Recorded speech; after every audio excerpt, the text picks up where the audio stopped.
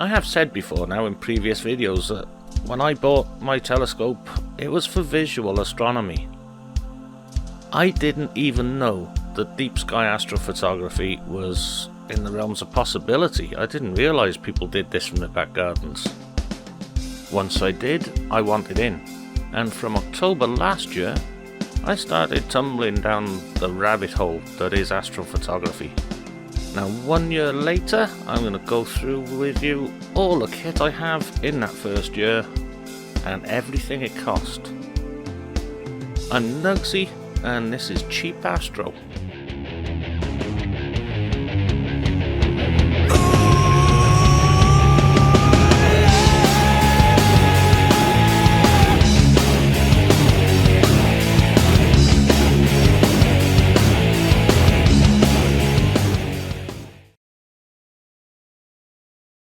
Before I go into any of that, I just want to make a quick apology to all my subscribers, many of which have joined the channel since my last upload, and I know I've kept you all waiting a long time. At first, I'll admit it was laziness. Then, I was working on a couple of little videos, but they failed. I've ended up with no video at the end of them. Since then, it's all been preparation for and execution of harvest on the farm, and I've painted throughout and all sorts of stuff, but any time I've had to myself, I've spent as lethargically as possible. So yeah, sorry for the wait, I'm back now, so let's kick it right back off with a look through all my gear.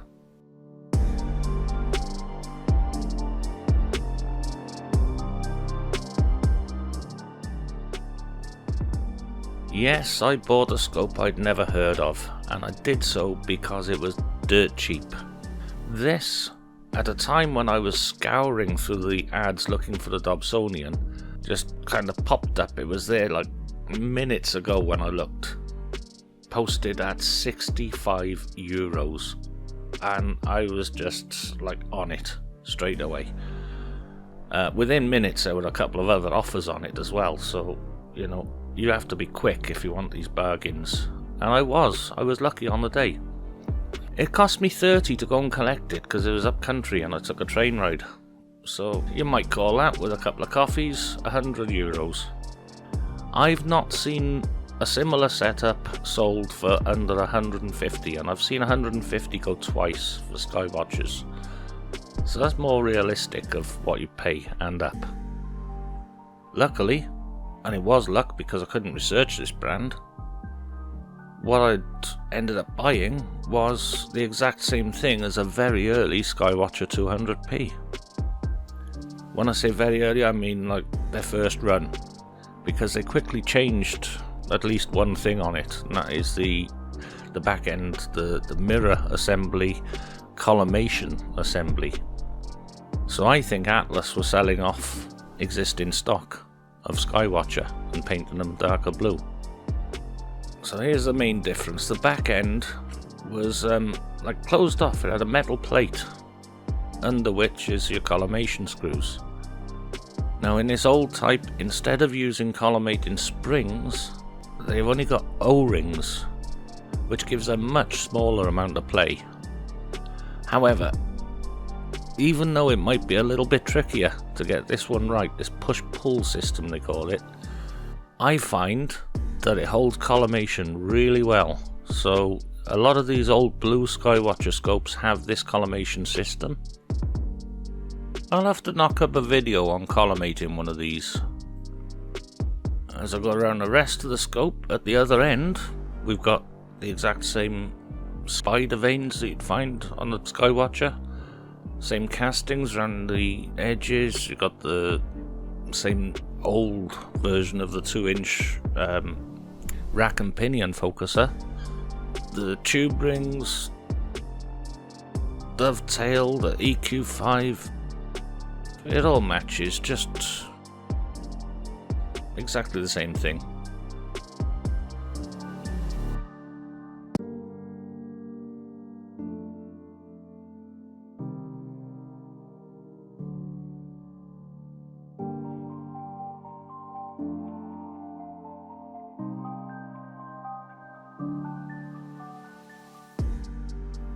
The finder scope, the Super 20 and the Super 10 came with the telescope, and I had to buy a budget set of extra eyepieces. Now most sets doubled up on the 20 and 10 in Plossels, which aren't particularly spectacular, they're just a bit of a step up. The set I found was a 32mm Plossel, a 12.5mm Plossel, an 8mm, and a 2x Barlow, and I got that set for £40. These other eyepieces tend to upset the Americans quite a lot, or at least they used to, because the Chinese manufacturers of these, they did the dirty on the American inventors and just produced them cheaper. But they're a reasonably priced and fairly good eyepiece for the smaller focal lengths. I went with a 9mm and a 6mm. These range between about £30 and £50. I picked one up for, I think it was £45. Although there were cheaper ones available, they wouldn't post to me. But the second one was a bargain, it was only £20, so that evens it out. I bought another Barlow lens, an SV137 by Sfotony, as I'd kind of given the first one away with a couple of Plossels. So I only got the 32 and the 12.5 remaining. Other additions, it's debatable whether this comes under astrophotography really, but I hadn't really heard the term at this point, so I was looking to capture images, capture what I'm seeing through the eyepiece in a way of moon and planets with my phone, so I wanted a phone adapter. The first one I tried was such a brittle plastic, so cheap that it literally broke just trying to clamp the phone into it. I bought a similar thing, metal framed. I think that was Sfotony again, and that did a better job, but it still didn't work for me. I could not get a decent alignment with the phone camera and eyepiece, and therefore I had to end up biting the bullet and going for the more expensive option, which was the Celestron XYZ. Okay, it's American, I'll call it XYZ just this once. Yeah, Celestron's an American brand. Now, the difference here is it's a bigger, beefier construction, but it also has a vertical up and down movement to align the eyepiece better, and it does. So I had fair better results with this. My bottleneck was my phone, really. So planetary imaging wasn't to improve until the addition of a planetary camera. I honestly think that's about all I spent on the visual side of astronomy. And in this first couple of months, these are the sort of images I was able to achieve.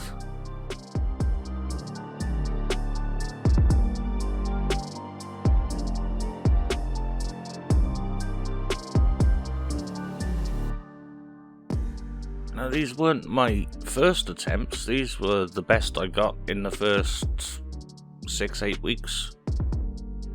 But as we come into the autumn, something spectacular happened in that I started getting a bit more work up and above, which gave me the ability to spend a few £100.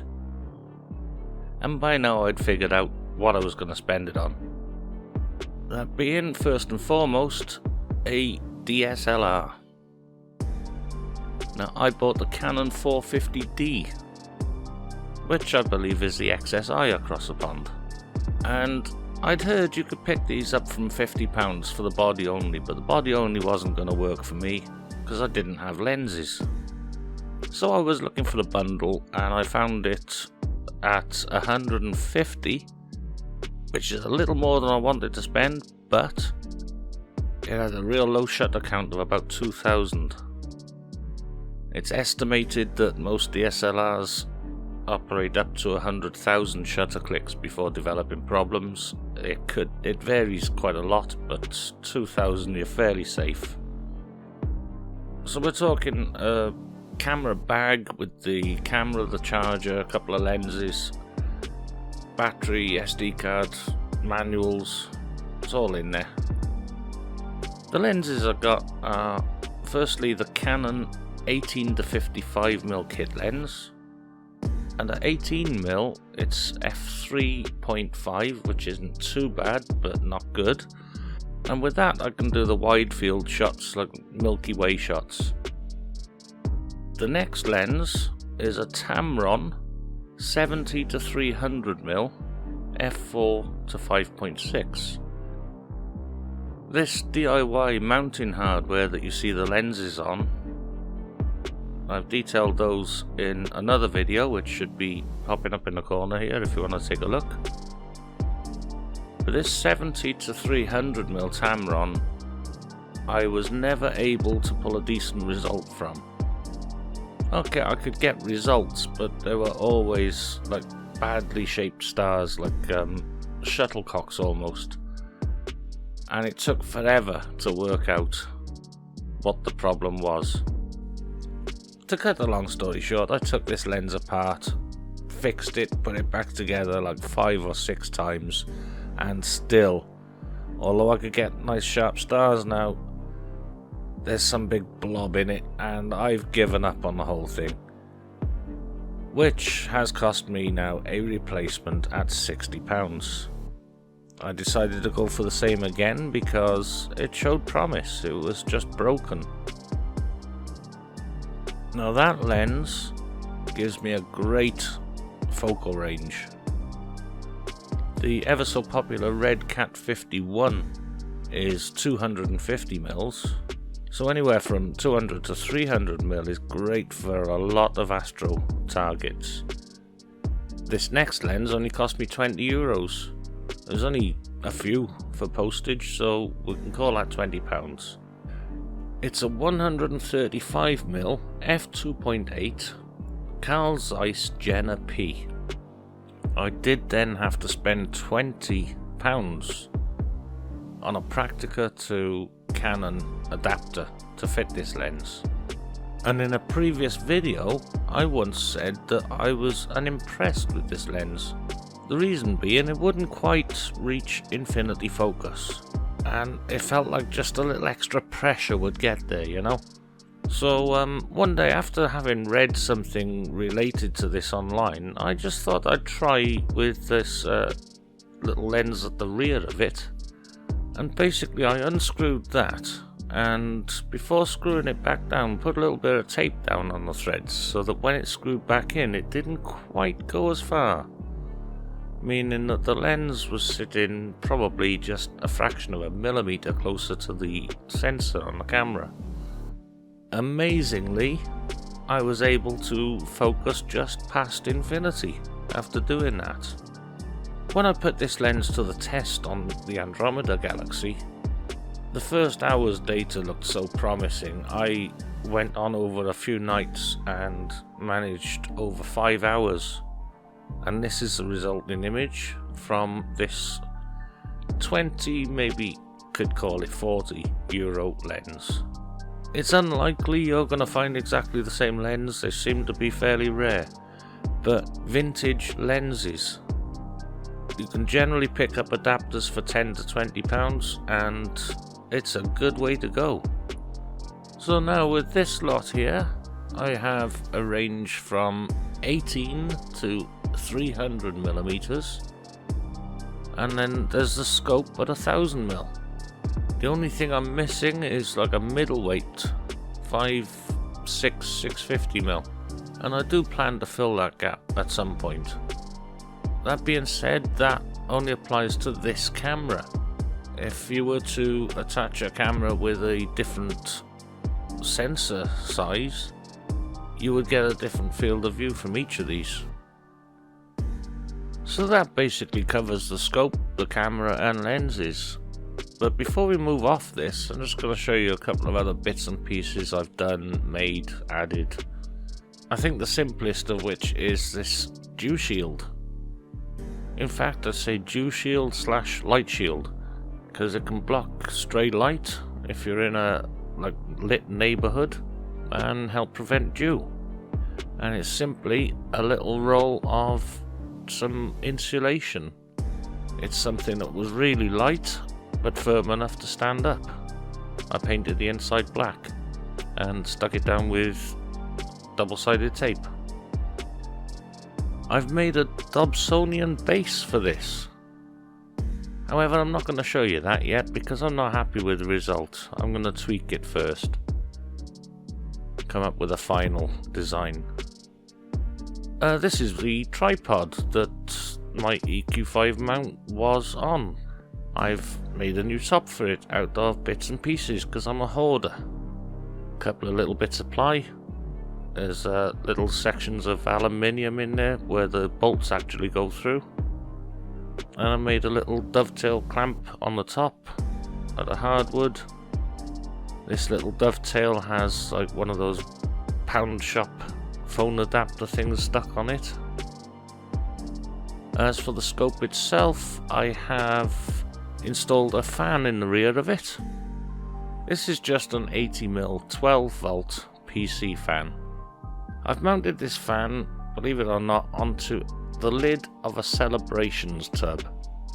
I'm not sure what countries get these things, but plastic tub of chocolates that you tend to get at Christmas time. There are a few different makes, brands, all come in the same size tub, and it fits a 200p tube perfectly. At the top end, I have actually experimented by flocking just the top end of the tube. I bought some cheap flocking and I've only put the top section in as an experiment to see how it holds up over time, rather than filling the tube and having it shed, because I did go for the cheap one to put it through its paces for this. I also, prior to that, painted the inside of the tube with blackboard paint. For the same reason as flocking, and in case you don't know this, it's to darken the inside of the tube and improve contrast.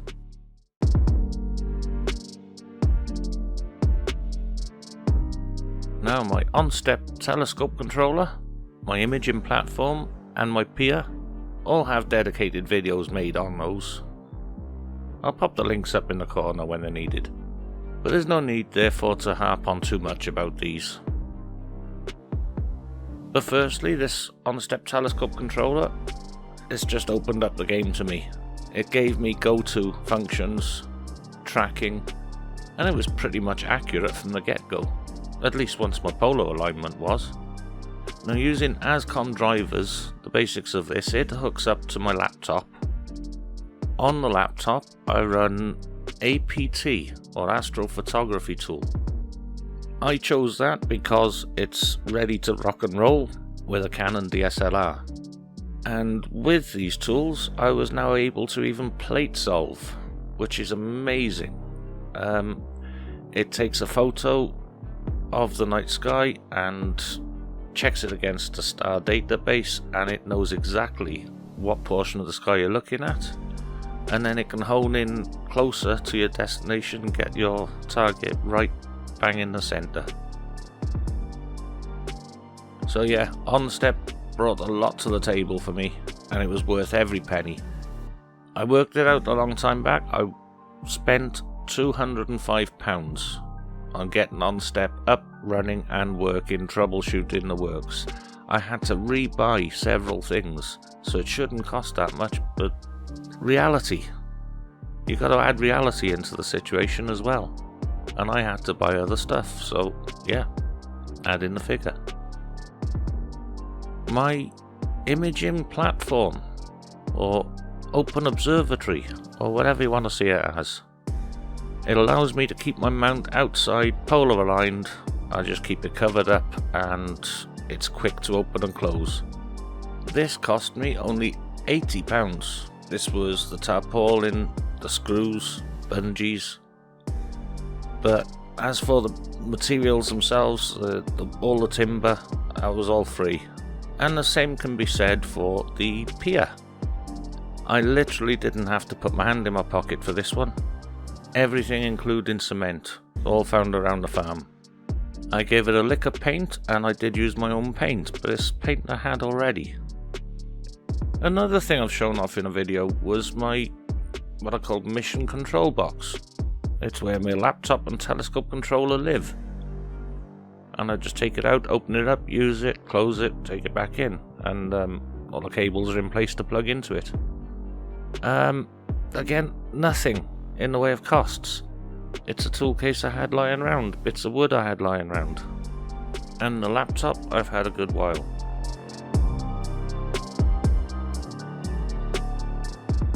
And that, ladies and gentlemen, basically covers what I'm working with.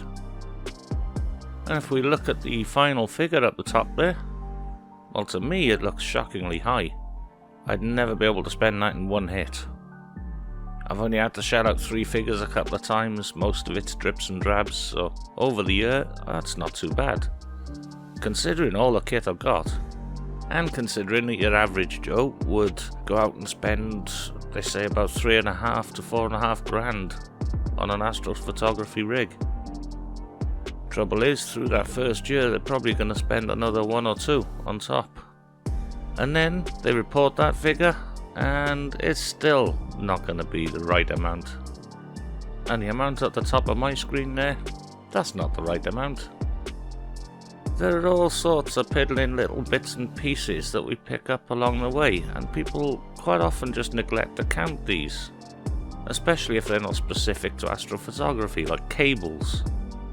I've been including everything I've spent, including a box of screws. I put the price of paint down in my list. Hell, I even included my train fare to pick up my scope earlier. However, there's also a list of stuff I've not included today, and it's all scrolling up the screen and into that final figure. All these little bits and pieces I've jotted down over the year. And this leads me to a very, very important point if you want to be as budget as me. To be a real proper cheap ass, you're gonna have to begin hoarding. I hoard everything, screws and nails and brackets and little bits of metal and plastic that could come in handy at some point. I got like drawers full of crap. I got a room that I call my shed room, which is like just as bad as my father's shed ever was, who was a hoarder before me. The farmer here is a hoarder, which puts me in excellent standing because he hoards bigger stuff. I seldom have to go out and buy screws, bolts, things like that. And there's little bits of metal in a workshop, and I can fashion bracketry and things like that. So there's a lot of cost soaked up in these little DIY endeavours.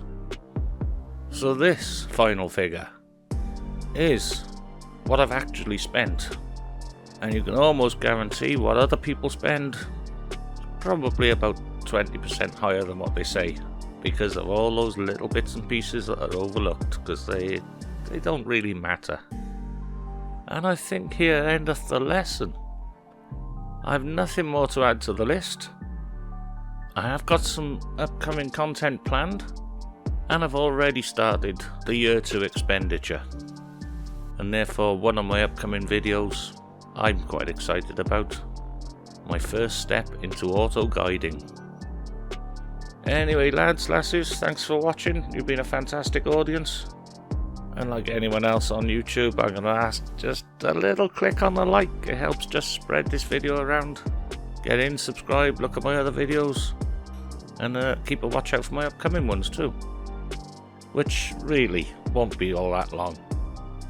Right, so, thank you. Good night. I've been Nugsy, and this is Cheap-Astro.